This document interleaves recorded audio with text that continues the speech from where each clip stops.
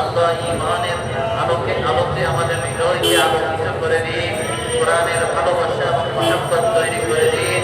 আপনার ভালোবাসা, আপনার নবীর ভালোবাসা আমাদের অন্তরে তৈরি করে দিন।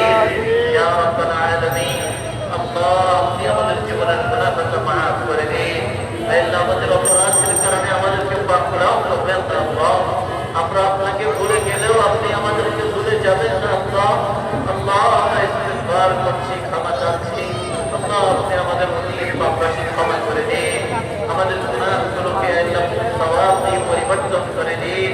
আমাদের আমলনামা পাপ শূন্য করে দিন। আল্লাহ পাপ নাশ করে আমাদের জন্য কঠিন করে দিন। তাকে জিন্দেগি পাপ মুক্তভাবে থাকার তৌফিক দান করুন। আল্লাহ দোয়া জবাবে এসে আল্লাহ তাদেরকে সেবায়ে কামিল আখিরা দাইমা নসিব করুন। আল্লাহ অনেকেই মৃত মানুষের জন্য দোয়া চেয়েছেন, আল্লাহ তাদেরকে মাগফিরাত করে দিন। আমাদের মা বাবা, দাদা দাদি, নানা নানি, শ্বশুর শাশুড়ি, আপনজন প্রিয়জন, আত্মীয় স্বজন, আসাতিজায়ে কেরাম, বন্ধু বান্ধব, কলিগ, মুরব্বী, মাশায়েখ, আয় আল্লাহ যারা ইন্তেকাল করেছেন সবাইকে মাফ করে দিন। যারা জীবিত আছেন নেক হায়াত দান করুন।